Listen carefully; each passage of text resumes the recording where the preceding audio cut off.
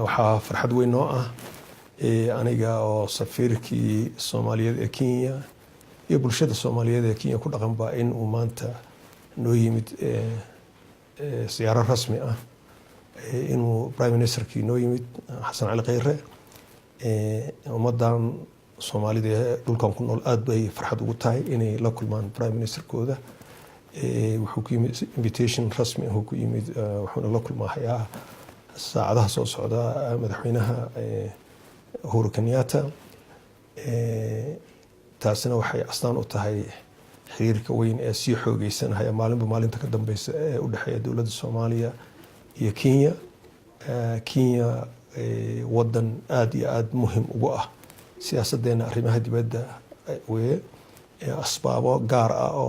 oo jira dartiis asbaabaha waxaa ka mid ah marka ugu horeysay xuduud inaan la leenahay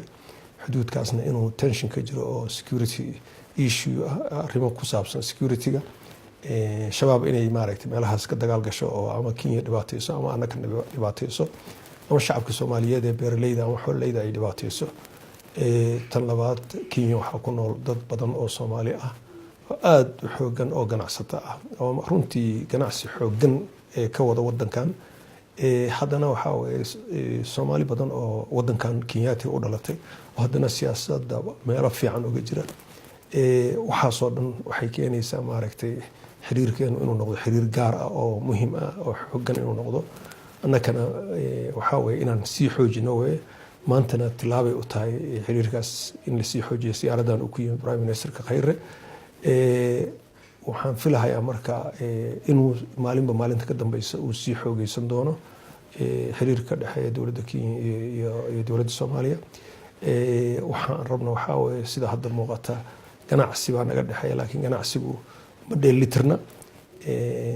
waxaan rajaynaynaa in mar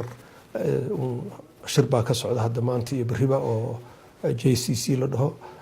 shirkaasi marka waxaan rajaynaynaa in lagu soo qaadi doono qodobo badan amniga iyo lagu soo qaadi doono dhaqaalaha iyo maaragtay ganacsiga lagu soo qaadi doono waxaan rajaynaynaa Soomaaliya waxay ka mid noqotay ECOWAS ururkan ay ka mid noqotay in faa'iidooyinkooda in ay caanamaasho faa'iidooyinkooda waxaa ka mid ah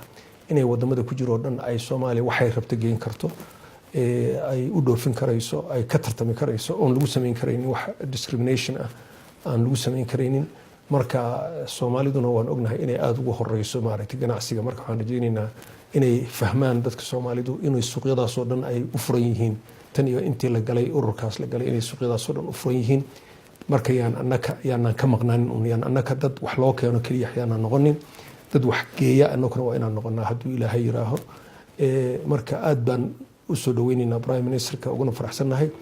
waqti yar buu joogahay laakiin waqtigaas waxaan rajaynaynaa inuu maaragtay dadka nuqabka bulshada Soomaaliyeed ee halkan ku nool hadduu san wada arkin inuu arko inuu maaragtay wax ka dhageysto baahidooda iyo maaragtay dhibkooda iyo waxay qabaan isaguna uu la sheergareeyo xaaladda horumarka ay dawladdu ku tilaabsatay iyo meesha wax marayaan intaasaan rajaynaynaa marka